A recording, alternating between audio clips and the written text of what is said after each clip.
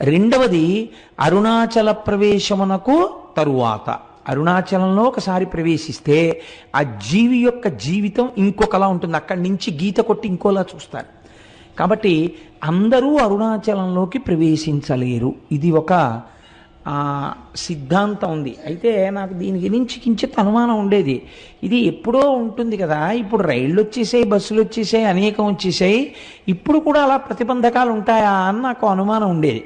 నేను మొట్టమొదటిసారి అరుణాచలం వెళ్ళినప్పుడు, ఈ సభలో ఎవరైనా ఉన్నారో లేరో నాతో వచ్చిన వాళ్ళు, శంకరం గారు ఉన్నారేంటే మీరు సాక్ష్యం అయితే, నాకు ఈ అనుమానం ఉండేది.